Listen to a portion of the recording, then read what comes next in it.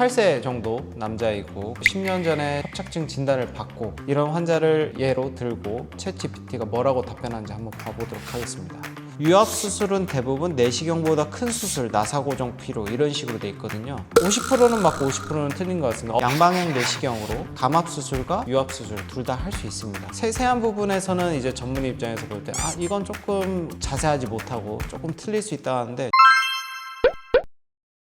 안녕하십니까. 가자연세병원의 척추 분야를 맡고 있는 엄광식입니다. 오늘은 환자분들께서 AI와 그리고 인터넷을 많이 이제 공부해서 저한테 오시는 경우가 많은데요. 저도 오늘 똑같이 환자분들이 많은 사례들이 있거든요. 그런 사례들을 챗GPT에 입력을 해보고 그 답변들이 어떤 수준인지 좀 믿을 수 있는지 그런 것들 좀 한번 알아보도록 하겠습니다. 68세 정도 남자이고 10년 전에 협착증 진단을 받고 주사를 이제 계속 맞는데 그 기간이 계속 짧아지고 증상도 악화되고 이쪽에 대해서 이제 수술적 치료를 권유받았던 환자인데요.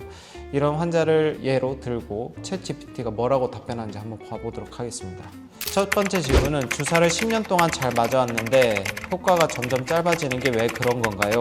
주사를 너무 많이 맞아서 몸에 내성이 생긴 건가요? 챗GPT에서는 내성이 때문이라기보다 병이 진행되면서 주사가 버티지 못한 단계로 간 것이 핵심입니다 라고 말씀해 주셨는데 50%는 맞고 50%는 틀린 것 같습니다. 어떤 경우에서는 병 자체가 진행되고 있는 경우가 많기도 하고, 주사 치료는 염증을 이제 줄여주는 효과가 가장 중요한데 그런 염증을 줄여주는 효과가 조금씩 이제 감소하고 있기 때문에 어떻게 보면 맞고 어떻게 보면 또 다른 의미로 받아들일 수 있을 것 같습니다. 또 많이 물으시는 게 주사 효과가 줄었다고 꼭 수술을 해야 하는 건가요? 더 강한 주사나 다른 비수술 치료를 시도해 볼 수는 없을까요? 라고 이제 많이들 물으시거든요. 주사 효과가 줄었다, 무조건 수술은 아닙니다. 하지만 선생님 상태에서는 비수술로 버티기 점점 어려운 단계에 가까운 건 맞습니다. 맞습니다. 이거는 제가 말씀드리는 거하고 거의 일치를 하고요. 수술이 필수인 상황은 응급 상황이나 이제 신경 손상이 너무 극심하거나 이럴 때는 뭐 무조건 수술을 하세요라고 하는데, 무조건 수술은 아니지만 그래도 환자분 증상 완화를 위해서는 수술하기가 거의 필수인 상황이다 라고 말씀을 드릴 것 같네요. 이거는 비슷한 것 같네요.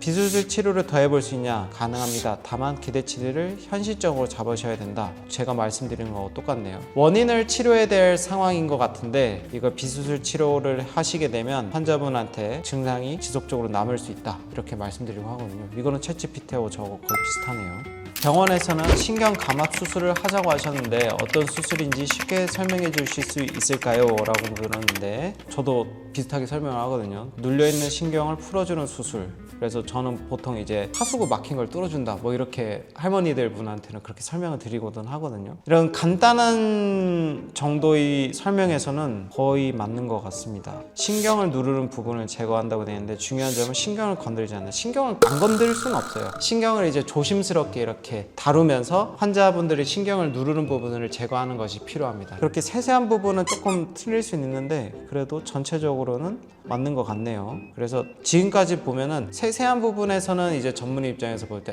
이건 조금 자세하지 못하고 조금 틀릴 수 있다 하는데 전체적으로는 맞는 것 같습니다. 네 번째 질문은 보통 척추는 유압 수술 아니면 감압 수술을 한다는데 두 가지 수술의 차이는 뭔가요?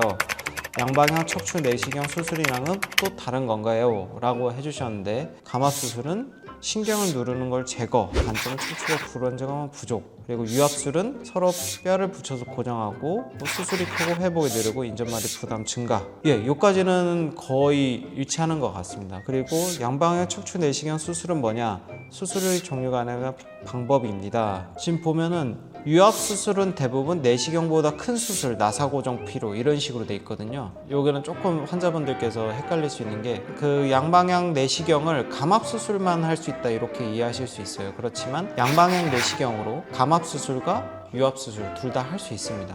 절개로 하냐 내시경으로 하냐 그 차이일 뿐이지 감압 수술과 유압 수술 둘 다 내시경으로 할 수 있습니다. 수술하면 걷는 게 바로 나아지나요? 수술 후 언제부터 일상생활이 가능하고 입원은 얼마나 해야 하나요? 챗GPT에서는 수술하면 대부분 걷는 건 꽤 빨리 좋아집니다. 하지만 정상처럼 느끼기까지 시간이 필요합니다. 이것도 일반적으로는 다 맞는 얘기네요. 수술을 하시면 바로 그 다음 날부터 통증이나 불편하신 점이 아예 0점이 되진 않지만 거의 대부분 이거 효과가 있네라고 확실히 느끼십니다. 그래서 다리 통증도 줄어들고 저림도 줄고 그리고 걷는 거리도 늘어날 수 있고 수술 당일 또는 다음날 바로 걸어봅니다. 맞습니다. 웬만한 척추 수술은 바로 걷는 것을 좀 목적으로 합니다. 챗GPT에서 맞는 게 맞네요.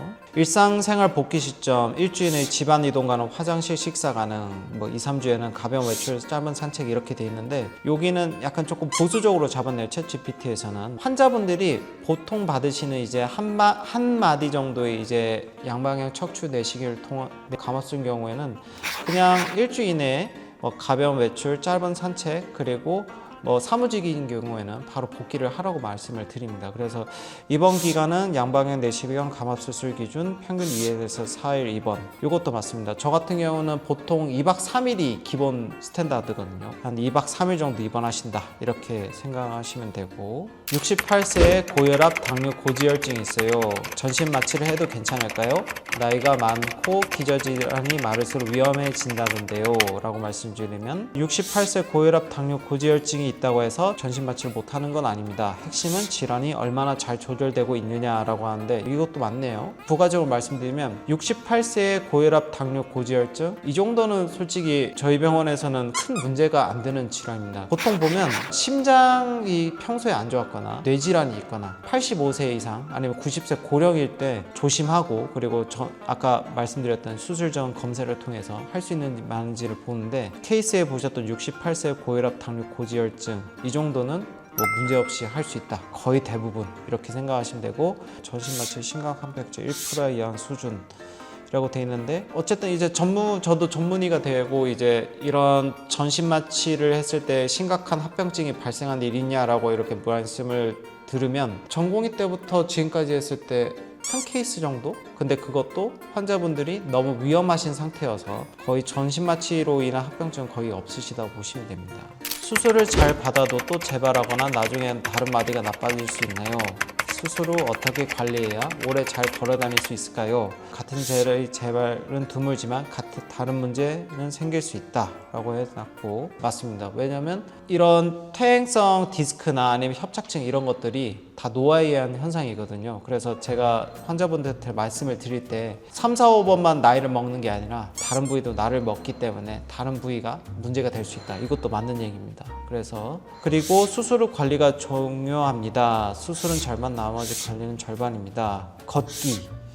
저도 환자분들이 수술하시기 전이나 하신 후에 제일 많이 하시는 질문이 어떤 운동을 해야 되냐, 어떤 재활을 해야 되냐라고 되게 많이 물으시거든요. 가장 중요한 건 걷기라고 말씀드리는데 여기 챗GPT에도 걷기라고 돼 있네요. 이게 왜 그러냐면 척추를 치료하는 의사들마다 자기만이 이제 치료 플랜이 좀 다를 수 있는데 유일하게 이제 다른 의사들도 다 동의하는 부분이 걷기와 러닝 이 정도입니다. 그래서 환자분들 수술하시고 나서 걷는 것들이 가장 많이 도움될 수 있고 하루에 10,000보 이상 충분히 걸어주는 것만 하더라도 환자분 수술 후에 재활에 엄청 많은 도움이 된다 이렇게 생각하시면 됩니다. 그리고 제가 환자분들에게 좀 중요하게 말씀을 드리는 게 다 있네요. 체중 관리 이런 것도 되게 중요합니다. 체중을 관리할수록 수술 후에 허리 관리에 되게 좋고 그렇습니다. 어쨌든 전체적인 흐름에서는 제가 진료방에서 환자분들한테 간단히 말씀드리는 사례하고 거의 일치를 하네요. 답변들도 그렇고. 그렇지만 전문적인 입장, 그러니까 수술을 해야 되냐 말아야 되냐 자세한 부분에서는 환자분들마다 조금 다를 수 있고 챗GPT도 조금 실수를 하는 게 있는 것 같아서 그건 좀